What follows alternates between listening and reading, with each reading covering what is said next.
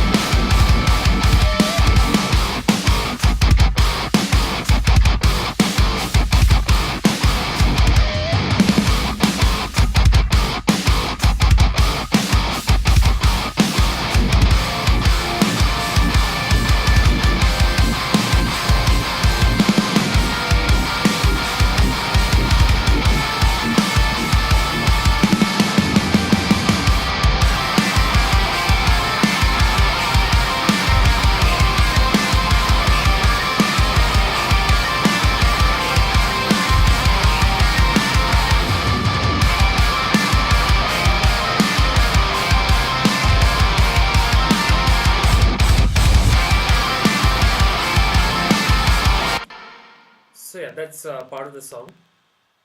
This song, the working title for the song is called Double Edged Sword. So once the bass comes in, it'll be a lot more punchy and powerful. But yeah, this is a starting point. I just thought I'll make this video and see if you guys are interested in how I process my drums and stuff like that. So let's start with the drums. So I'll just solo the drums and you guys can have a listen to that. See that?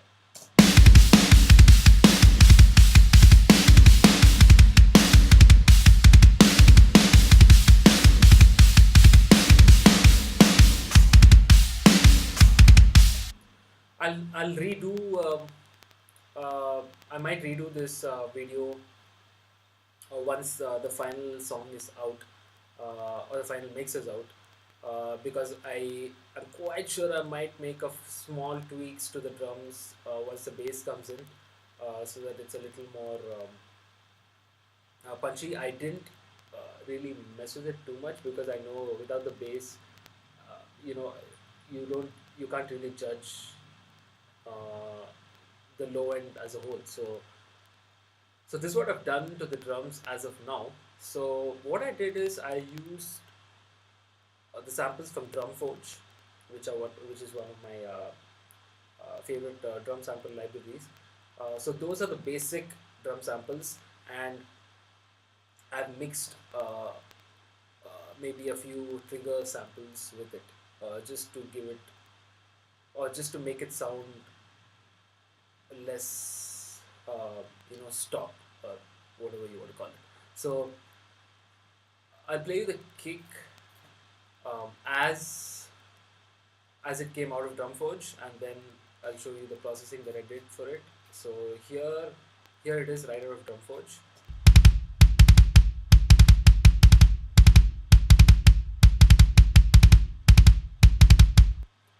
Cool. So what I then did is added a little bit of processing. So this is what the processing did to it.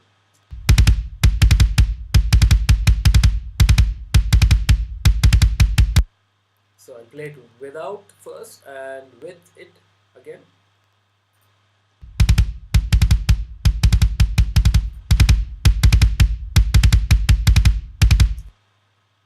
Bit of a level mismatch there, but you can hear what I was trying to do with it. So that's that, and I added a bit of actually just one trigger sample, and I got this sample from Jordan Valerian. Uh, he's mix engineer. He's mixed stuff like counterparts and intervals and stuff like that. So he had given these samples out. So this is uh, one of the samples that I've mixed in. So this is how it sounds.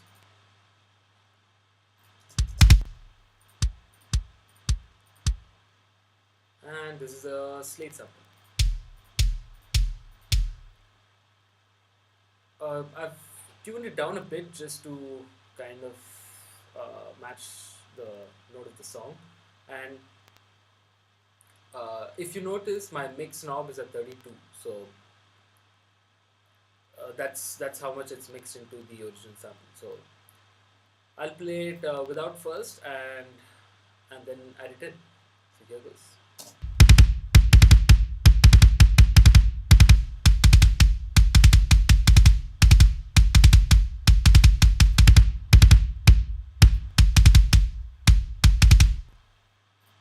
So yeah, so you might notice there's the low end has decreased again.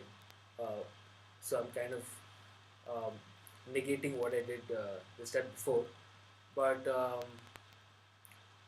I don't know. I wanted it to be like that, and when when I tried to decrease the low end in the first step, I wasn't getting exactly what I wanted. So I just this it just kind of comes as part of instinct. So I just followed it. So and then I added back a bit of low end here. So that's where I compensated. So I'll play first without and with the EQ.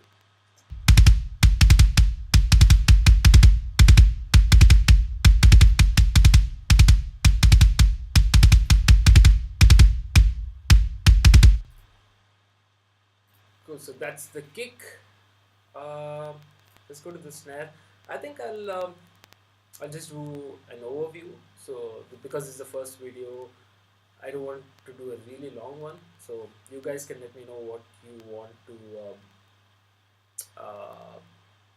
see specifically in these videos. So please let me know in the comments below what you guys would like to see. So the snare, this is as it came right out of Drumforge.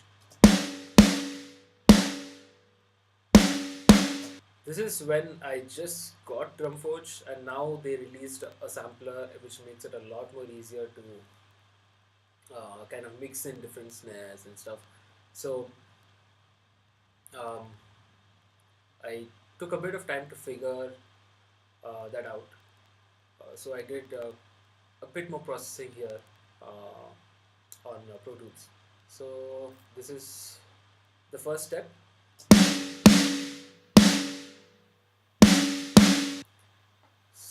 So that's that, and I added again mixed in a bit of snare samples. Here I've added a lot more samples than the kick. So this is the first one.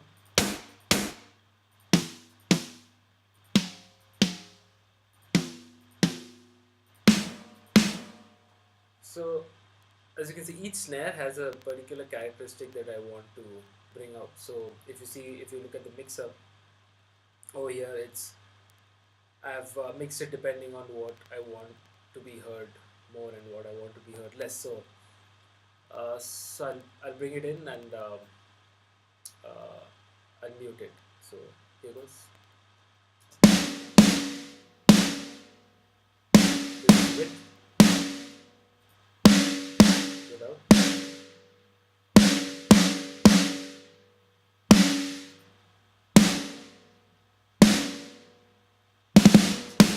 Again, the mix knob is at 31 here, so that's how much is mixed in, and add a bit more of EQ here, without, with, just a bit of that high end. Added a bit of tape emulation here, so brings it kind of brings it out of the mix a little more and makes it kind of cut through a little more. So here goes without.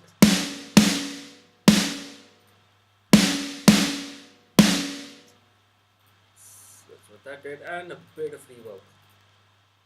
This is 20% mixed into the snare, so it goes without and with. 20% is a lot, so yeah, that's basically what I did to the kick and snare. So I'll just play the drums as a whole.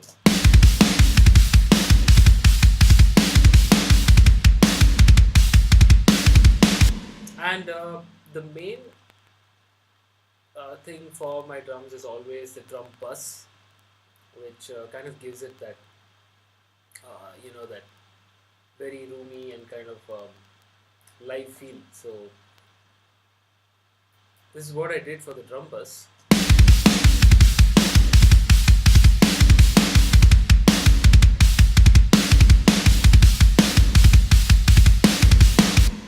These songs were I came up with these songs around a year back, I think. So my processing as of now for some of my clients and stuff have changed a bit when it comes to drum bus and mix bus and stuff like that. So I usually use a faster attack these days, but I kind of like how these drums sound as a whole now. So I didn't want to kind of make huge changes to it and kind of spoil what I already did. So I just left it there. So that's what I did over here, and I added a bit of GST clip, which is always awesome. So I'll take this out and bring this in.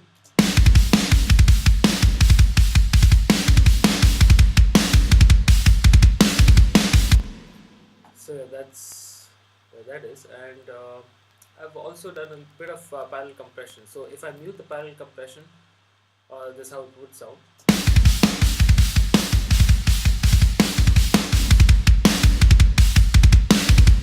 So yeah, it's doing quite a lot. It's mainly the 1176 by Softube and Native Instruments. So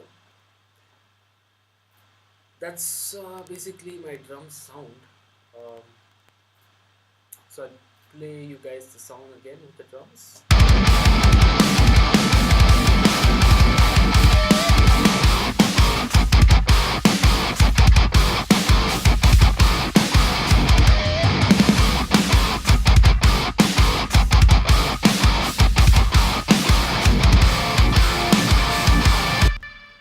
So yeah, if you guys want me to cover anything else, please let me know in the comments below, and I would be happy to. I just did this video as a test to see if you guys would be interested in something like this.